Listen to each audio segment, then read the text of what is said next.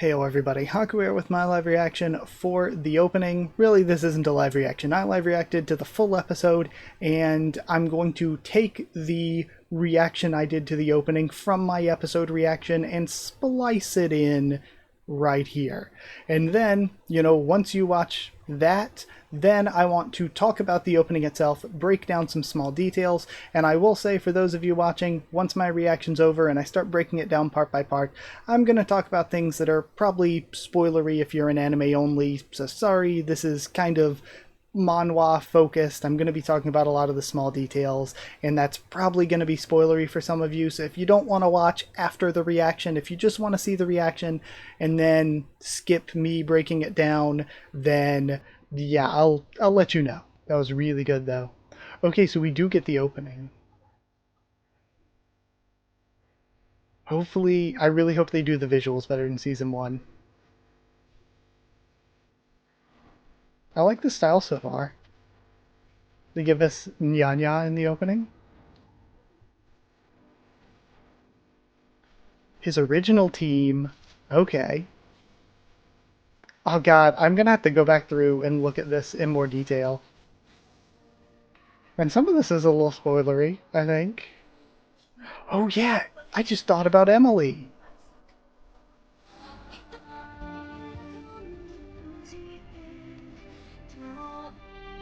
That's a really good... I love that shot. That might be my favorite shot so far, with Horyang and Go sing.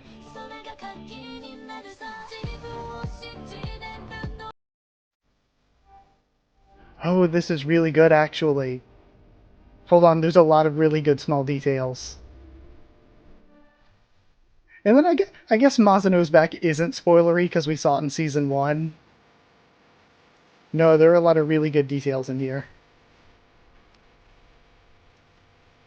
I feel like I'll do a separate video. I'll cut it as a separate video after I react to the full episode. I'll go through and break down the opening. Okay, now if you enjoyed the reaction, thank you. And if you don't want to see any more, this is the after bit. I'm gonna break this down. I pulled it up here on YouTube just because I want to go through. I want to see some of these small details just piece by piece. I'm gonna mute it. I don't really need the audio for the sake of this. So we start off with Bomb falling after getting pushed. Perfectly good way to start the opening. We have, ooh, that's really good. Okay, so again, manhwa spoiler stuff. If you're not a manhwa reader, it's gonna get spoilery.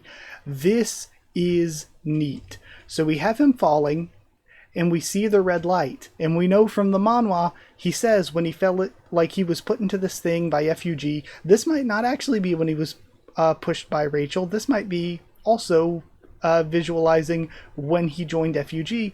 They said he was put into this tank eventually, and there he saw the red light, and that's where of course he ends up getting the devil to ignite the thorn, which is the blue Thrissa seemingly.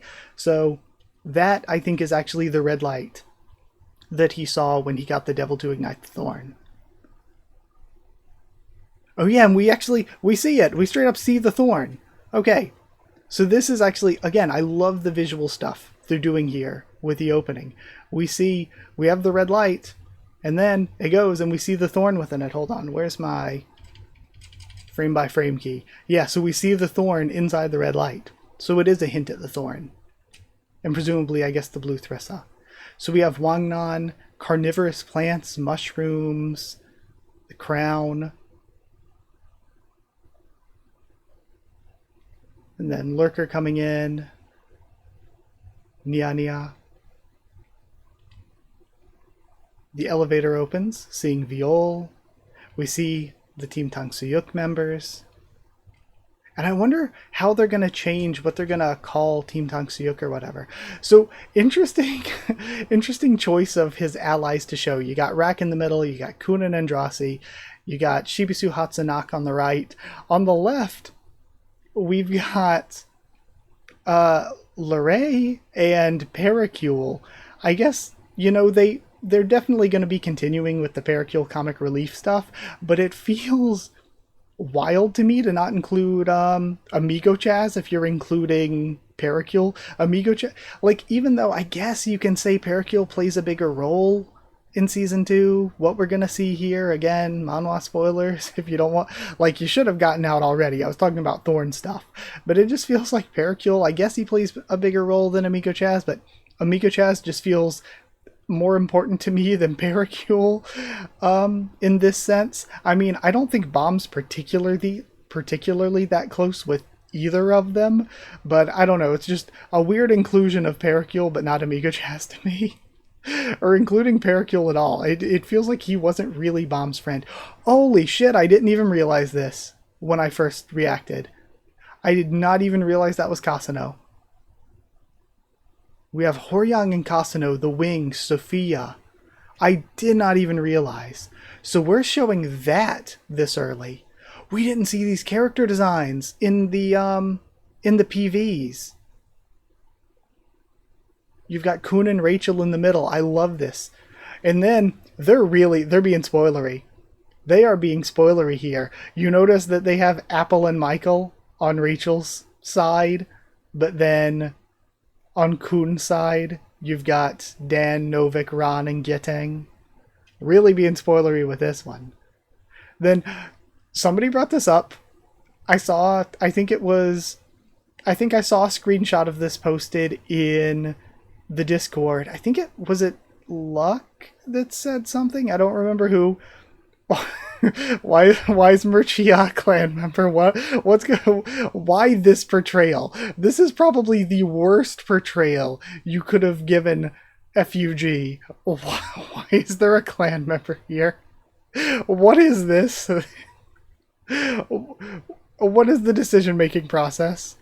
This is, again, like, the worst portrayal. I feel like you should even if you're Japanese, you should probably know, like, this is not cool. It's not even cool looking. Like, this isn't a cool looking portrayal, and that's definitely just a clan member. What are you doing? So you have Karaka, but his face is blotted out by one of the eyes, like one of the Slayer's eyes. You have Waryeon and Jinsung. Jinsung looks really freaking young here. He always kind of did in early season 2, but he looks especially young here. It's weird to me. I would have almost expected them, now that we know what some of the other Slayers look like, I would have almost expected them to hint at Yama or something. Like, I was like, what if it's crazy? What if they actually hint at what Murchia looks like? But they didn't. And they didn't in the weirdest way possible. Are they going to have random, like, FUG minions, and are they going to have them look like this? Like, what's the play? I just do not get the play here with this visual. We have the princesses, Misheni and Repalista in the background, the 3 more main ones up front. They have a butterfly for Andrasi, which, again, isn't really the usual, like, visuals I feel like we get with Andrasi. Like, if anything, I feel like the shoes would have been a better visual to use for Andrasi here, because that's really important to her character arc, the shoes walking out. Anak as the lizard, which makes absolute sense. Bomb always calls her lizard. He never actually calls her Anak. But yeah, interesting that they use the butterfly, but I don't expect the anime to be too consistent with visuals, given that season 1's opening visuals were just not very good. Like, the song was great, but the opening visuals were kind of jumbled, meaningless at best, misunderstanding Tower of God at worst. Like, we're seeing a desert and, like, an eagle or whatever representing Bomb or whatever in those visuals, and it's like, Tower of God's always been water themed. Bomb's always been presented as this baby shark. Instead of a desert, you could have just had this, like, roaring ocean, and instead of an eagle flying around, you could have had all these small fish get scattered by a shark swimming through, like a small shark. And it's like, that would be more representative of how the story presents Bomb. And it's just weird that they chose those for season 1. So using, like, a butterfly for Andrasi, when it's like, the shoes make more sense, or when the butterflies are usually used to refer to FUG stuff, is an inconsistency that I'm like, it's not surprising to me. But these visuals are very, very good, which is just why I bring it up, kind of. So you have Leroro and Love, and Quant, and, that's Noma, right? This is cool. So they're showing the season 1 directors or administrators, whatever. It's confusing with their translation and terminology. So we're showing those from season 1 and season 2 juxtaposed by the directors of season 1 and season 2, or at least the first arc of season 2, with Yu Han-sung and a Gus Gus. That's really good. We're getting a Gus Gus in the opening. We get Emily. That's really good. And I wonder if that's, I guess, maybe not supposed to be Traveler's Icon. I was going to say, is that supposed to be Traveler's Icon talking? But I doubt it. And then this is a really good shot of Yiwa. I was going to say, we have the floating castle behind her. We have the, like, I think that's the season 2 building, isn't it? On the left. It would have been nice if we used like the Yeon family, those big towers we see with the Yeon family symbol looking pink things at the top. If they would have used that in the background for her instead, I think that would be really, really, really cool. And then Prince and Misang, I think this is really good because they start out on very, very different wavelengths as far as characters go, but end up kind of conjoined as characters. This is maybe my favorite shot in the entire thing. We see Horyang's back looking at Goseng. Those two, I love their relationship. Horyang, I think in this segment of the story, is, like Wangnan's going to be really good, Viol's going to be really good, but I think in this segment of Tower of God, Horyang has some of the most development and most well fleshed out character stuff. Like, I think that shot's really good. Then we get Viol. We didn't see much of Viol before this. And we have 2 rings of, I guess. I was like, why 2 rings of Zahard? Only Wangnan's is going to be important here, but I guess it's in reference to Wangnan and Karaka. And in the background, it's just a big white orb. I was going to say, is that supposed to be like Karaka's mask or eye or something? It'd be really cool if instead of the white orb, it was like yellow with the black lines going through it, so it looked like Karaka's eye. That would have been a really, really good way to do things. We have the anime-only Rachel wheelchair thing. We have the friends list. And a hand in blood. Is that just going to be him after he got pushed, or I wonder what that's specifically going to be. Maybe it's something obvious, but I'm not remembering it. Then we have, I guess this is the room keys. Oh, okay, I think that was maybe the room keys. This is going to be like the strongest regular test machine. And then them eating Tang Suyuk together, I'm assuming. And then Akraptor with the earring. I wonder... Okay, I was going to say, is this meant to represent the different characters as part of his team, but I don't think they are. We have Akraptor with the earring. I guess that's maybe going to be... We're going through scenes, and maybe the Akraptor thing is important because it's talking about... maybe the Akraptor thing is important because it is talking about, like, the scene where he fights Yogurt Auntie. This, we have a knife that looks like it's blood and an apple, but it looks like it's actually the shavings from peeling the skin off an apple. I think this might be, since like a knife with blood would be jumping way ahead of time, it might also be hinting at the Dan stuff, but since that'd be jumping way ahead of time, I think it actually might be in reference to, I don't think there was a scene like this in the manhwa, but we know that Rachel's going to be in bed, Kun's like going to visit her or whatever. I think when we first see Kun and Rachel, he might peel an apple for her and give it to her while she's in bed or something, and that might be what this reference is. So I'm going ahead of time, referencing things that haven't even happened that are going to be anime only. And then we see Team Tang Suyuk members. We get Mazano, this shot's really cool. We get to see his eyes as well. Again, not really a spoiler since we saw it a little in season 1. We got climbing the stairs and going up head-ons there at the door. Mule Love with like bathroom supplies. We don't have any baseball stuff though. We don't have any baseball stuff, which is a little worrying. Shouldn't there be baseball icon stuff with Love? We got that though. Yeah, there was no chicken. No, there was no chicken for Love. There was no baseball stuff. What's going on here? We got Rap Devil, Lurker, and Prince. And Yua, Longnon, and the Bombs. Hold on, there was something I saw for a split second. Is that the, like, connector for the rooms? Yeah, we have the connector for the rooms on the, or like the remote that you hook the connectors into. And I guess the connectors are going to look like that key we saw in the background with Viol earlier. We have that on the right. And now that we know the Shinsu Bomb explosions are green, that's what that is on the left. And then we have Zahard's Eyes. We have this clash between Viol and Mazano. Is he wearing this outfit in this arc? I guess he is. I think that's what he's wearing. I don't really remember what Bomb wears in that scene, I'll be real with you. Or Viol. Wow, big spoilers if you couldn't already tell. The anime marketing kind of made it pretty obvious, though. And the flashbacks we just saw. We have the baby Zygana. Ooh, holy crap. Holy crap. Bomb and Jaja versus, or Viol and Jaja versus Novik and Ron. That's so cool. In the hand of Arlen. We actually see the hand in the center of it.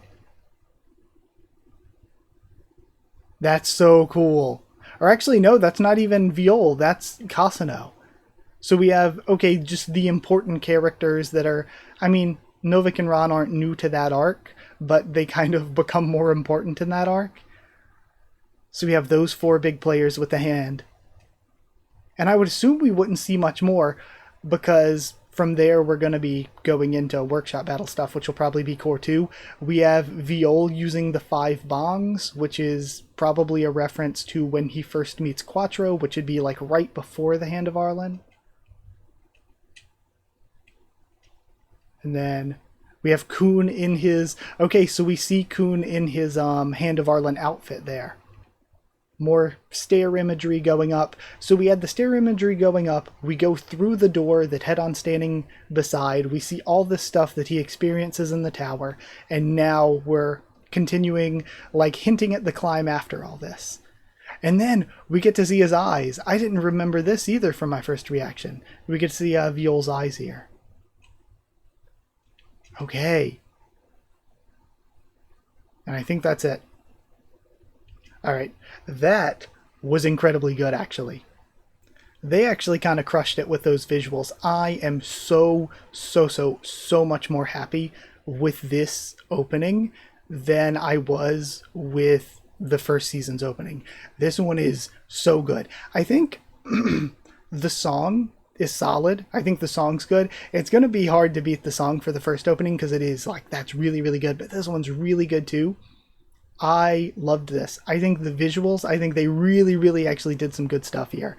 So yeah, the visuals, they killed it. They crushed it. I think this was very good. It's one of those things that's not immediately... I always praise My Hero Academia Season 4 Opening 2 for this, where you have these really detailed visuals that give so much information and say so much to readers, but aren't immediately spoilery to anime onlys. And I think that's really incredibly good. None of this is like immediately super spoilery. I mean, yeah, you know, certain characters are going to be important. Wow, shocker. But it doesn't like immediately spoil anything important while giving just so much for somebody who knows what's coming to look at and to be excited for, to get hyped up about. It's very good. I also think the ending is very good. I liked the ending a lot in Season 1. The song was very good, and the visuals were simple, with just Rachel laying there, but I like those visuals because it adds into the mystery of Season 1. What's Rachel doing? Why is she just laying there? Is she good or bad? Like, it adds so much into Season 1. I like that ending. I love this so far, because it looks like we got a little bit in the ending revealed that is from this episode, and then a bunch of things are still blocked off. And as the episodes go by, we're going to see more and more, is what I'm assuming. I am so excited for that. That seems so cool. I love that concept. I think the direction is the biggest difference I can tell from Season 1. I think the direction here is so much tighter, so much better, even with the episode as a whole. And to me, that's the big thing. I was like, I don't think the visuals here are going to blow you away like something that Mappa's made in the past couple of years would blow you away. I don't think the visuals are going to blow you away like that, but if the direction is good, that is so much more important. That's something that, again, I talked about a lot when I was ranking anime from 2022, where I was like, direction matters more than almost anything. Good direction makes a great series. And then on top of that, I think just if the direction's good, if the pacing's good, and it seems like I'm so optimistic from seeing what we've seen so far, I think the visuals don't have to be the best thing ever. If the direction's that good, if the pacing's that good, the story just is that good, it can carry it. So yeah, I'm going to end this here. Talked for 20 plus minutes about this opening. Thank you for watching. Like if you did like the video, comment down there. Tell me what you thought of this week, what you thought of the opening, what you thought of my thoughts and reactions, anything you wanted me to bring up that I missed. Thank you so much.